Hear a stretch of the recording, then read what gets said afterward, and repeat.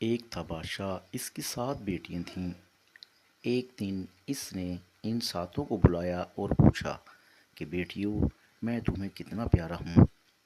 بڑی بیٹی نے کہا، ابا جان، آپ مجھے اتنے پیارے ہیں جتنا لڈو۔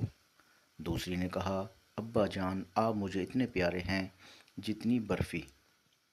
تیسری نے کہا، ابا جان، آپ مجھے اتنے پیارے ہیں جتنی کلا قند۔ چوتھی نے کہا، ابا جان، آپ مجھے اتنے پیارے ہیں جتنا گلاب جامن۔ پانچویں نے کہا، ابا جان، آپ مجھے اتنے پیارے ہیں جتنا رس گلہ۔ چھٹی نے کہا، ابا جان، آپ مجھے اتنے پیارے ہیں جتنی جلیبیاں۔ بادشاہ بیٹیوں کی یہ باتیں سن کر نہال نہال ہو رہا تھا اور بار بار کہہ رہا تھا، واہ بھئی واہ، میں تو اپنی بیٹیوں کو بہت ہی پیارا ہوں۔ پھر اس نے سب سے چھوٹی بیٹی سے کہا، کیوں بیٹی، میں تمہیں کتنا پیارا ہوں؟ چھوٹی بیٹی بولی، ابا جان، آپ تو مجھے حد سے زیادہ پیارے ہیں۔ آپ تو مجھے اتنے پیارے ہیں جتنا نمک پیارا ہوتا ہے۔ جب بادشاہ نے مٹھائیوں کے مقابلے میں نمک کا نام سنا تو وہ مارے غصے کے آپے سے باہر ہو گیا اور چلا کر بولا، ہیں نمک؟ ایسی ذلیل چیز! ٹھہر تو صحیح بدتمیز لڑکی، دیکھ میں تجھے اس غصاکی کی کیا سزا دیتا ہوں۔ تو نے مجھے نمک سے ملا دیا۔ اور اس نے اپنے نوکروں کو حکم دیا، اس غصاخ لڑکی کو لے جا کر جنگل میں پھینکاؤ۔ بادشاہ کے نوکر اسے لے گئے اور اسے جنگل میں تنہا چھوڑ کر واپس آ گئے۔ شہزادی بیچاری صبر شکر کر کے جنگل میں رہنے لگی۔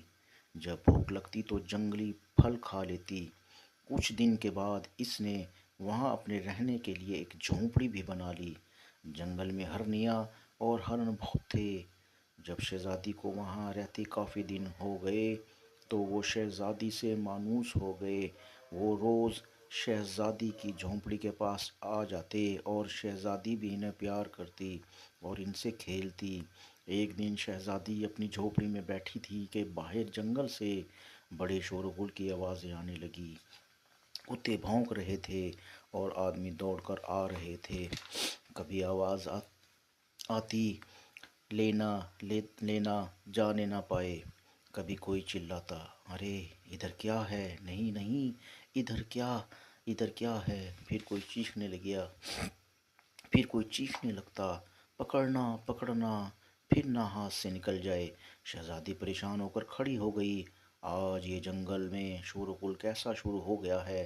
یہاں تو جنگلی جانوروں کی آوازوں کے سوا کوئی آواز سنا ہی نہیں دیتی تھی۔ شہزادی ابھی کچھ سمجھ نہ پائی تھی کہ وہ 3 ہرن آگے پیچھے دوڑتے جھونپڑی کے اندر آ گھسے اور ان کے پیچھے پیچھے 1-2 کتے اور 3 شکاری بھی آ دھمکے۔ اب شہزادی ساری بات سمجھ گئی۔ جنگل میں کوئی شکار کھیلنے آیا تھا اور یہ کتے اور شکاری اس کے ساتھ تھے، اور ہرن موت سے بچنے کے لیے کوئی شہزادی کی پناہ لینے آئے تھے۔ شہزادی نے جلدی سے آگے بڑھ کر شکاری کو روکا، ان ہرنوں کو مت مارو، یہ میرے ہمسائے ہیں۔ اگر تم ان کا شکار کرنے سے باز نہ آئے تو میں تمہارے ساتھ لڑوں گی، چاہے اس میں میری جان ہی کیوں نہ چلی جائے۔ شکاری حیران ہو کر رک گئے۔ ان کی سمجھ نہیں آ رہا تھا کہ اس بیابان میں یہ لڑکی کہاں سے آ گئی۔ پھر وہ ایک دوسرے سے کہنے لگے، شہزادے کو بلا لاؤ، وہ خود آ کر اس لڑکی سے بات کر لیں۔ ابھی 1-2 منٹ ہی ہوئے تھے کہ ایک خوبصورت نوجوان تیر کمان ہاتھ میں لیے اندر آ گیا۔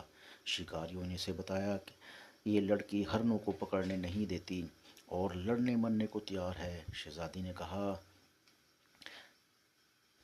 بھی لڑکی، تم کون ہو اور ہمیں شکار کیوں نہیں کرنے دیتی؟ ان ہرنوں سے تمہارا کیا رشتہ ہے؟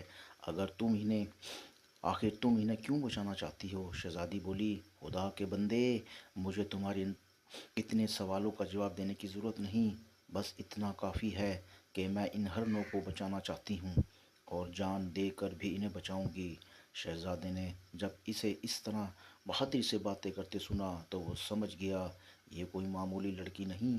اس نے اپنے شکاریوں سے کہا، ان ہرنوں کو چھوڑ دو اور تم جا کر کسی اور جانور کو شکار کرو۔ پھر اس شہزادی نے کہا، بھی لڑکی، تم اکیلی اس جنگل میں نہ رہو، بلکہ ہمارے ساتھ شہر میں چلو، میرے گھر میں بہت جگہ ہے، تم وہاں آرام سے رہنا۔ شہزادی پہلے تو نہ مانی، پھر جب شہزادے نے بہت سمجھایا تو وہ مان گئی اور شہزادے کے ساتھ محل میں چلی گئی۔ شہزادے کا باپ اس علاقے کا بادشاہ تھا۔ اسے شہزادی اتنی پسند آئی کہ اس نے اپنے بیٹے سے اس کی شادی کر دی۔ کچھ دن بعد بادشاہ مر گیا تو شہزادہ وہاں بادشاہ بن گیا اور شہزادی وہاں کی ملکہ۔ ادھر شہزادی کے باپ نے اپنی چھوٹی بیٹی کو جنگل میں بھیج دینے کے بعد اپنی ساری دولت باقی 6 بیٹیوں میں تقسیم کر دی اور اپنا ملک بھی ان میں بانٹ دیا اور کہا کہ میں اب باری باری ایک بیٹی کے پاس رہا کروں گا۔ جب بیٹیوں کو سب کچھ مل گیا تو انہوں نے طوطے کسی آنکھیں بدل لیں اور بوڑھے باپ سے بدسلوکی کرنے لگیں۔ ان میں سے کوئی بھی اسے خوشی سے اپنے پاس نہ رکھتی تھی۔ جس بیٹی کے پاس بھی وہ جا کر رہتا وہ ناک بھوں چڑھاتی اور اس کا میاں بادشاہ کے ساتھ بدتمیزی سے بولتا۔ آخر بادشاہ اتنا تنگ آیا کہ سب کو چھوڑ چھاڑ کر نکل گیا اور فقیر بن گیا۔ فقیر بننے کے بعد وہ پھرتا پھراتا ایک دن اس ملک میں بھی آن پہنچا جہاں اس کی چھوٹی بیٹی ملکہ تھی۔ ایک دن شہزادی اپنے محل کی ایک کھڑکی میں کھڑی تھی کہ باہر سڑک پر اسے ایک فقیر جاتا نظر آیا۔ اسے ایسا لگا جیسے اس نے یہ شکل پہلے کبھی کہیں دیکھی ہے۔ اس نے غور سے دیکھا تو پکار اٹھی، ارے یہ تو میرے بابا ہیں۔ پھر اس نے ایک کنیز کو بھیجا کہ اس فقیر کو لے آؤ اور اسے شہزادے کے خاص کمرے میں بٹھا دو۔ اتنی دیر میں شہزادہ گھر آ گیا۔ شہزادی نے اسے بتایا کہ آپ کے کمرے میں جو شخص بیٹھا ہے وہ میرا باپ ہے۔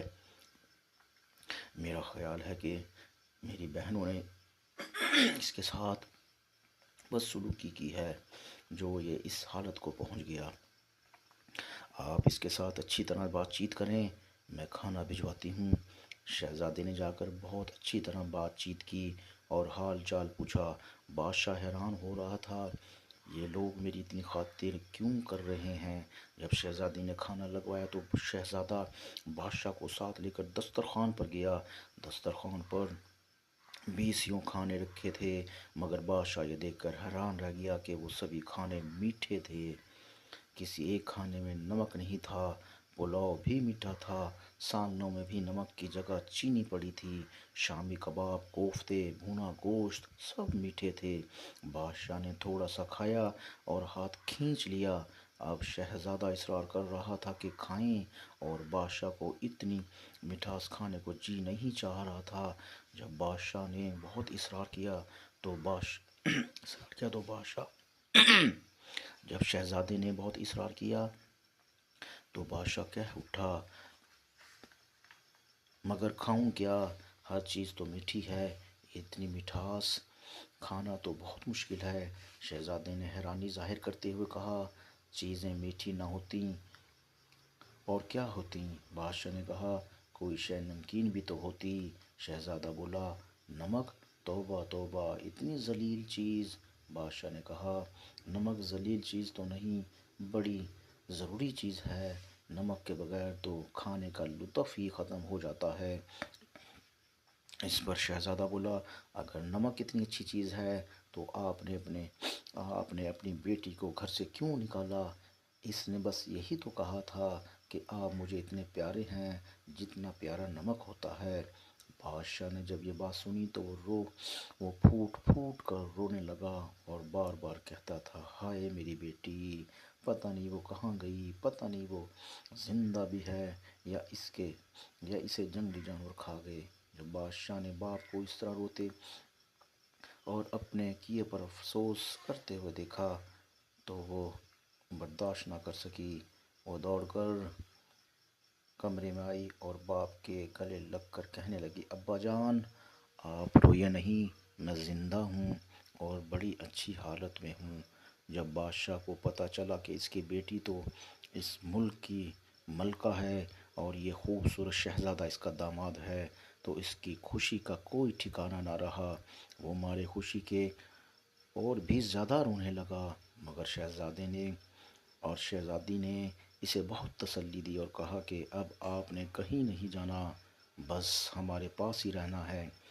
اب جب بادشاہ اس بیٹی کے پاس رہا تو اسے پتہ چلا کہ میں اور دوسری بیٹیوں میں کہ اس میں اور دوسری بیٹیوں میں کیا فرق تھا۔ ان بیٹیوں نے باپ سے کہا تھا کہ آپ ہمیں لڈو اور برفی اور قلاقند اور گلاب جامن اور رس گلے اور جلیبی جیسے پیارے ہیں، مگر جب انہوں نے باپ سے سب کچھ لے لیا تو پھر اس سے اس طرح تنگ آ گئے جیسے انسان مٹھاس کھا کھا کر تنگ آ جاتا ہے۔ مگر چھوٹی شہزادی نے کہا تھا کہ ابا جان، آپ مجھے اتنے پیارے ہیں جتنا نمک۔ اس نے عمر بھر باپ کو پاس رکھا، اس کی خدمت کی اور کبھی اس کو جدا کرنا گوارا نہ کیا، بالکل اسی طرح جس طرح انسان ساری زندگی نمک کھاتا رہتا ہے مگر کبھی اس کو چھوڑنا گوارا نہیں کرتا۔